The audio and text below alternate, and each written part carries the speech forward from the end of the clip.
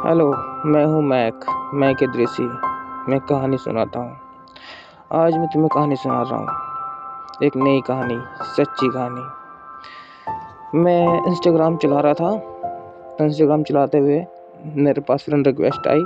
मैंने उसे एक्सेप्ट करी और फिर मैंने बात करनी शुरू की कि हाँ, मैंने बोला मैं राहुल बोल रहा हूँ और तुम कौन बोल रहे? उन्होंने कहा कि मैं मुकेश बोल रहा हूँ। तो मुझे पता चला मुकेश एक आदमी है जो हमारे घर के थोड़ी सी दूरी पे शिव विहार में रहते थे। तो उसने मुझसे पूछा कि यार मुझे कुछ काम वाम करना है। मैं ज़्यादा कुछ नहीं करता हूँ, सिलाई का काम करता हूँ मैं। और तुम क्या करते हो? मैंने बताया मैं एक अकाउंटेंट हूँ और मैं अकाउंट का काम करता हूँ। तो उसने कहा कि यार मुझे भी कहीं काम पे लगा दो, मैं भी काम करना चाहता हूँ। तो मैंने कहा ठीक है, ऐसा करो, तुम अच्छे दोस्त हो तो मेरे पास आ जाओ, मैं तुम्हें कुछ काम देता हूँ अपने ऑफिस में। तो वो मेरे पास चले आए और मेरे साथ काम करने लगे। वो अकाउंटिंग का काम तो कर नहीं पाते थे, बस मेरी ऑफिस की सफाई कर दिया करते थे। इसीलिए मैंने उन्हें रख भी लिया। मैंने पास में उन्हें कमरा भी दिलवा दिया, वो ठीक ठाक रहने लगे। मैं जब वो खाली हुआ करता था तो मैं उनके घर चला जाता था, उनसे मिलने की कोई दिक्कत परेशानी तो नहीं है। और जब वो खाली होते थे तो मेरे पास आ जाया करते थे। मेरे ही ऑफिस पे वो काम करते थे, साफ सफाई कर दिया करते थे। पूरे दिन भर हम पहले तो इंस्टाग्राम पे बात करते थे, लेकिन आजकल हम सामने सामने बैठ के बातें करते थे, बार बार चाय पीते थे। खैर, जब चाय पीते तो एक बार हम चाय पी रहे थे तो चाय पीते पीते बोला कि अरे मेरी लड़की है शिवानी, बहुत अच्छी चाय बनाती है और ऐसी चाय बनाती है, मैंने आज तक कभी ऐसी चाय नहीं पी। मुकेश ने बोला। तो मैंने बोला अरे ऐसी कैसी चाय बनाती है कि तुमने आज तक नहीं पी? उसकी उसकी हाथ की जैसी चाय कभी नहीं पी। ऐसी कैसी चाय बनाती है भाई? लेकिन अगर कुछ एक बार हम खाना खाने बैठे तो बस फिर क्या हुआ, मुकेश ने बोला कि अरे मेरी बेटी तो बहुत अच्छा खाना बनाती है, आज तक मैंने ऐसा खाना कभी नहीं खाया, होटल पे भी नहीं खाया, इतना अच्छा खाना बनाती है। यानी ये समझ लो, जब जब कुछ भी हम खाते थे, कुछ भी पीते थे, कोई बात करते थे तो वो बोलती थी कि अरे ये तो मेरी बेटी जैसी आवाज़ लग रही है, अरे ये तो मेरी बेटी इतनी अच्छा बनाती है, अरे ये तो मेरी बेटी ये, मेरी बेटी वो, मेरी ये वो। अपनी बेटी की तारीफ करते करते थकते नहीं थे। बस मैं भी बड़ा परेशान हो गया था उसकी तारीफ सुन सुन के। मैंने कहा यार तुम्हारी बेटी शिवानी जिस दिन कभी आए ना तुम्हारे पास तो मुझे बताना जरूर, मैं उससे मिलना जरूर चाहूँगा जिसकी तुम इतनी तारीफ कर रहे हो। तो उसने कहा ठीक है, मैं जरूर मिलवाऊंगा। पता नहीं क्या हुआ, कुछ ही दिन के बाद शिवानी मेरे ऑफिस पे आई और कहने लगी कि मेरे पापा काम करते हैं, मुझे उनसे मिलना है। मैंने कहा कौन बोल रहे हो? कौन हो तुम? उन्होंने कहा मेरा नाम शिवानी है और मेरे पापा यहाँ काम करते हैं, उन्होंने मुझे बताया था कि ये वाले ऑफिस पे वो काम करते हैं। मैं एकदम से चौंका। अच्छा, शिवानी, वो शिवानी जिसकी इतनी तारीफ करते हैं वो? तो उन्होंने कहा अच्छा अच्छा, चलो मैं तुम्हें छोड़ कर आता हूँ शिवानी। तो शिवानी को बाइक पे बिठाला और लेके गया उनके घर और जाके मैंने उन्हें मिलवाया। बेटी जाके अपने पापा के यानी मुकेश के गले जाके लग गई और कहने लगी पापा तुम इतने दिनों से घर क्यों नहीं आ रहे थे? पापा ने कहा बेटा मैं काम में थोड़ा बिजी था, लेकिन कोई बात नहीं, तुम आ गई हो अच्छी बात है, पर मुझे काम से कहीं जाना है तो तुम ना यहाँ पे तुम रहना, यहाँ की ऑफिस की सफाई तुम कर देना और मुझे बहुत ज़्यादा ज़रूरी काम से जाना है, इसलिए मैंने तुम्हें बुलाया। वो आपस में बात कर रहे थे, मैं उनकी दोनों की बातें सुन रहा था। फिर क्या हुआ, मुकेश ने बोला ये अरे ऐसा करो तुम चाय बनाओ, दूध वगैरह रखा है सब कुछ, तुम चाय बनाओ। और हम दोनों बात कर रहे थे, हम दोनों दूसरे कमरे में बैठ के बात करने लगे। जब चाय बना के लेकर आई शिवानी, तो उसकी चाय पीने के बाद वाह वाह वाह कितना मज़ा आ गया। एक चाय की एक चुस्की मुंह में लेने के बाद आंखें बंद हो गई। मतलब ये समझ लो क्या कहते हैं ना, कितना मज़ा आया हो जैसे। वाह, जो स्वाद जो आता है ना, कितना मज़ा आया था उसकी चाय पी के। वो बहुत सारी याद आ गई कि यार इसके पापा कहते थे कि ये बहुत अच्छी चाय बनाती है, सच में बहुत अच्छी चाय बनाती है। मैंने सोचा कि अच्छा यार, इतनी अच्छी चाय बना सकती है, ऐसी चाय तो मैंने कभी नहीं पी जैसी इसने बनाई है। देखने में भी अच्छी थी, सुंदर थी।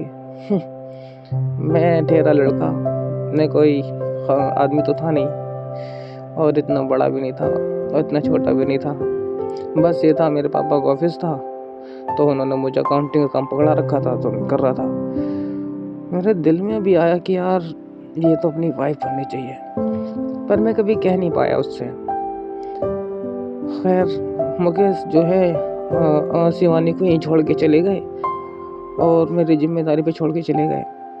और मुझसे कहा उन्होंने, मुकेश ने जाते हुए कहा कि देख राहुल, मैं तेरे पास छोड़ के जा रहा हूँ इसे, कोई दिक्कत परेशानी नहीं होनी चाहिए। मैं 5-6 दिन में, ज़्यादा 8 दिन में मैं वापस आ जाऊँगा। बस मैंने कहा ठीक है यार, तू बेफिक्र है, तू जा। फिर वो मेरे ऑफिस में आ जाया करती थी, अच्छी खासी पढ़ी लिखी थी, मैं अकाउंटिंग काम करता था, वो सफाई करके पूरी अच्छे से सफाई कर दिया करती थी। तुम तो समझते ही हो कि जब आदमी की सफाई में और लेडी की सफाई में कितना फ़र्क होता है। हर एक तरीके से मेरा ऑफिस लगने लगा था। पहले तो मेरा ऑफिस ही था, लेकिन अब और ज़्यादा अच्छा ऑफिस लगने लगा था उसकी सफाई करने के बाद। उसके जिस हिसाब से उसने फूल वूल सजाए हमारे ऑफिस के अंदर, फूल तो पहले भी रखे होते थे, लेकिन आजकल जो फूल वूल सजाए उसने तरीके से, तो कुछ खास ही ऑफिस लगने लगा था। मुझे लगने लगा था कि मेरा तो ऑफिस है ही नहीं, इतना प्यारा लगने लगा था वो ऑफिस। बाय द वे, फिर क्या हुआ तो इतना अच्छा लगने लगा था मेरा ऑफिस, तो वो मुझसे पूछा करती थी, ये तुमने क्या किया, ये तुमने क्या किया इसके अंदर, कौन से डाटा किस हिसाब से करा है, अच्छा डाटा एंट्री इस तरह से करिए, उस तरह से करिए, सारी बात पूछती रहती थी। करीब 3-4 दिन बीते थे, मेरी तबीयत कुछ ज़्यादा ख़राब होने लगी। मुकेश अभी आए नहीं थे, 8 दिन के बाद आने वाले थे, और 4 दिन के बाद ही मैं बीमार पड़ गया। जब बीमार हो गया और कुछ ज़्यादा बीमार हो गया, शिवानी मेरे घर पर आती और मुझे घरेलू नुस्खे आजमाती मेरे ऊपर, इसे खाओ तुम अच्छे हो जाओगे, तुम इसे खाओ अच्छे हो जाओगे। वो मेरे लिए पता नहीं कहाँ से पत्ते वत्ते लेकर आती थी, कभी गुलो के बेल के पत्ते लेकर आती, कभी उसके अंदर पता नहीं क्या क्या डाल डूल के खिलाती मुझे कि तुम ठीक हो जाओगे, ठीक हो जाओगे। मतलब इस तरह से केयर करने लगी जैसे वो मेरी वाइफ हो। उसकी जो फिक्र थी वो साफ साफ नज़र आती थी कि कितना फिक्र थी उसे मेरी। और जब मैं घर पे पड़ा रहता था बीमार, तो वो मेरे ऑफिस में जाती थी, मेरे ऑफिस का सारा काम वाम अच्छे से संभालती थी। सुबह टाइम से जाती थी, शाम को हो जैसे भी दोपहर में टाइम मिलता था वो मेरे पास आती थी, ऑफिस का काम ख़त्म करके फिर ऑफिस में चली जाती थी। रात को 9-9 10-10 बज जाते थे ऑफिस में काम करते करते, लेकिन उसने कभी मेरा नुकसान नहीं होने दिया। जैसे मैं बीमार पड़ा था, 1 महीने तक बीमार रहा, उसने पूरा ऑफिस संभाला, बखूबी अच्छे से संभाला।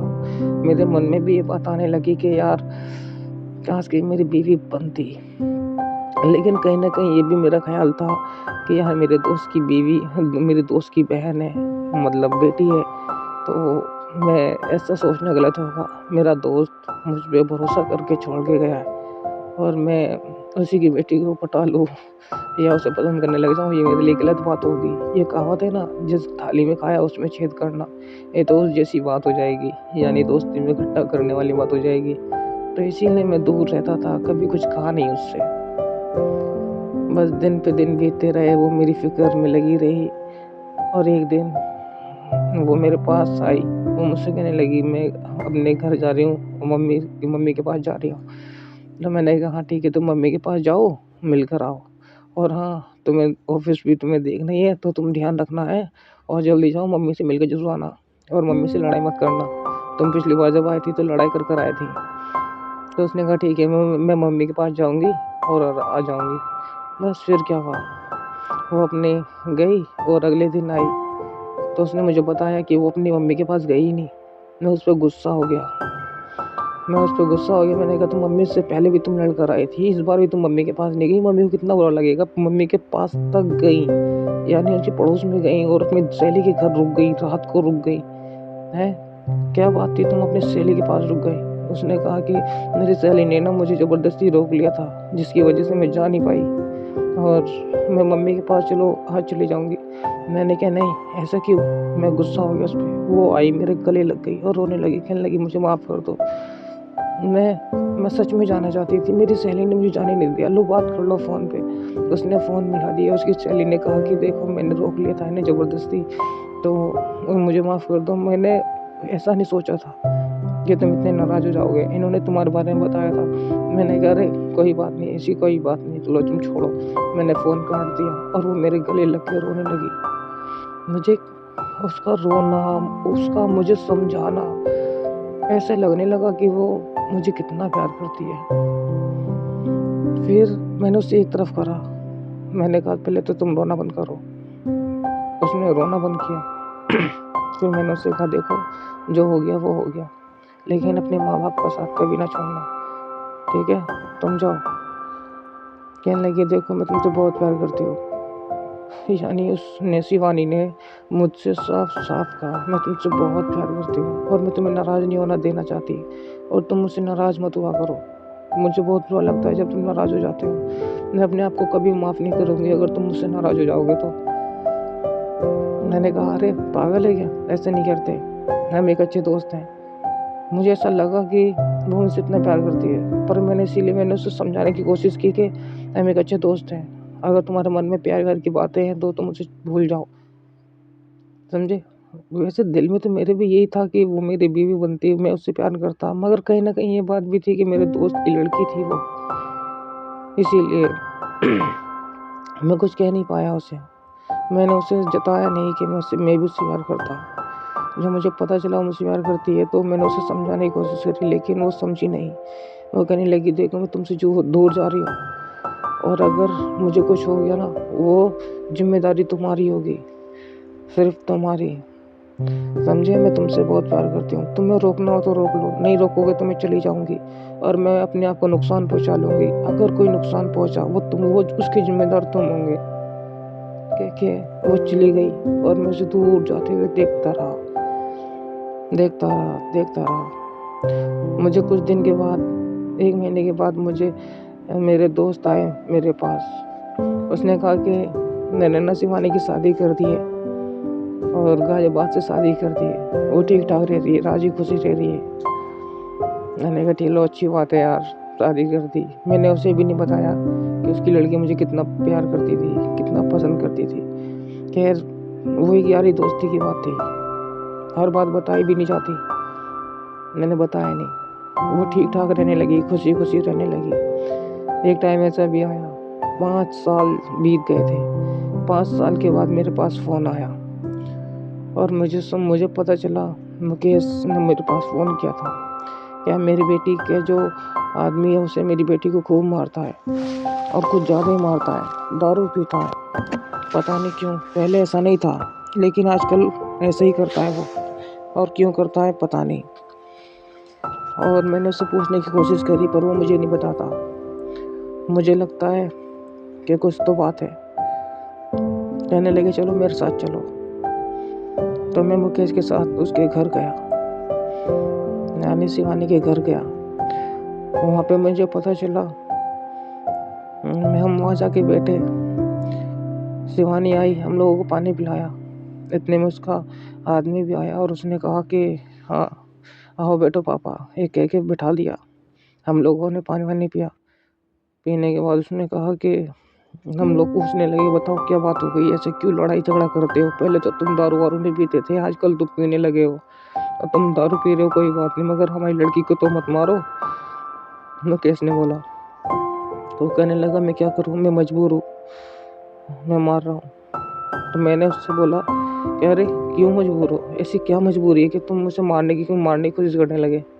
उसने कहा देखो ये मैंने एक डायरी पढ़ी है, ये डायरी के अंदर एक सलमान है कोई, उससे ही कितना प्यार करती थी, सारी बातें इसके अंदर लिखी है। तो मैंने कहा अरे कोई सलमान था, मैं समझ चुका था मेरे बारे में बात लिखी होगी। मैं नहीं चाहता था मुकेश को ये बस इस बात का पता चले।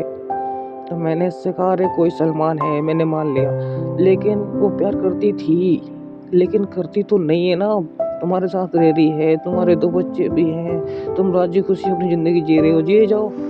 अब तुमसे डायरी तो है ये, अब बात कर रही हो, तुमने बात करते हो पकड़ी हो तो बात भी ठीक है, तो तुम ऐसे कैसे कह सकते हो इस पे? कहने लगे जो प्यार होता है ना वो कभी नहीं छूटता। मुझे क्या पता ये फ़ोन पे बात करती हो और उसका नंबर भी ना हो और नंबर डिलीट कर देती हो बात करके। जब आज भी इतनी डायरी अपने पास रख रखी है तो वो आज भी तो इतने प्यार करती होगी ना उससे। मैंने कहा भाई ऐसी बात नहीं होती है। तो वो कहने लगे तुम मुझे बताओ तुम्हारा क्या नाम है? मेरे अनजाने में मेरे मुंह से निकल गया राहुल। कहने लगे राहुल? राहुल की तो ये स्टोरी है, तुम ही हो वो? मैंने कहा हाँ। मैंने भी बोल दिया गुस्से में कि हाँ मैं ही हूँ वो। अबे मैं अगर इससे प्यार करता तो इससे तुझसे शादी करवाती? नहीं करती, क्योंकि मैं इससे प्यार नहीं करता था, इसीलिए इसने तुझसे शादी करी। समझा? तो कहने लगे तो मैं भी तो इसीलिए कह रहा हूँ तुम आज यहाँ पे क्यों आए हो? जो तुम यहाँ तक आ सकते हो उसके बाप के साथ, तो तुम बाहर क्यों नहीं मिल सकते? बस वो मुझसे चुप हो गया, मुझे उल्टा ही तक कहने लगा। मैंने सारी बातों खत्म करते हुए बोला कि ठीक है, मैंने माना कि इसने प्यार किया था मुझसे, पर मैंने नहीं किया। पर तुझे विश्वास नहीं हो रहा तो बता मैं क्या करूँगा ऐसा कि तुझे विश्वास हो जाए कि मैं इससे प्यार नहीं करता। तो उसके आदमी ने बोला ऐसा करो, राखी बंधवाओ अभी के अभी, तो मैं इसे खुश रखना शुरू कर दूंगा, वरना मैं इसे जान से मार दूंगा। मैं खुद भी मर जाऊंगा, मैं अपने बच्चों को जान से मार डालूंगा। मैंने कहा बस इतनी सी बात है, ले राखी ले और बांध। राखी मैंने अपने ही हाथ से तोड़ी और उसके हाथ में पकड़ा दी, यानी शिवानी के हाथ में पकड़ा दी और कह दिया ले बांध मेरे हाथ में। उसने कहा मैं नहीं बांधूंगी। मैंने कहा देख अगर तुझे अपनी ज़िंदगी को अच्छे से चलाना है तो बांध दे राखी, वैसे भी तुम लोग साथ में नहीं है और अच्छा यही होगा तुम अपनी ज़िंदगी को आगे लेके चलो, बांध दो राखी। बस फिर शिवानी ने उस राखी को बांध दिया और मैंने कहा देख इस शिवानी ने राखी बांध दी, इसका मतलब ये मैं इसका भाई बन गया हूँ। पहली बात तो मैं इसके कांटेक्ट में नहीं था, दूसरी बात अब इसने मुझे राखी तेरे सामने बांध दी तो इसका मतलब ये है कि अब ये मुझसे प्यार नहीं करती। अगर प्यार भी करेगी तो भैया वाला करेगी और मैं इसकी ज़िंदगी में कभी नहीं आऊँगा, ना तो राखी बंधवाने, ना बात करने, ना मिलने, ना कुछ करने। समझा? तो आदमी ने कहा ठीक है, मुझे विश्वास हो गया कि तुम जो है अब भाई बन गए और तुम आ सकते हो जा सकते हो, कोई दिक्कत वाली बात नहीं होगी। मैं आज के बाद शिवानी को परेशान नहीं करूँगा। उसके आदमी ने बोला। मैंने कहा तू परेशान कर ना करेगा तो अच्छी बात है, और मैं आज के बाद कभी नहीं मिलूँगा। क्या है कि घर से बाहर निकल गया और मुकेश उसी के घर में बैठे रहे और मैं वहाँ से अपने घर चला आया। बस यहाँ तक थी वो कहानी। खैर मिलते हैं और किसी दिन किसी और कहानी के अंदर। Okay bye, good bye.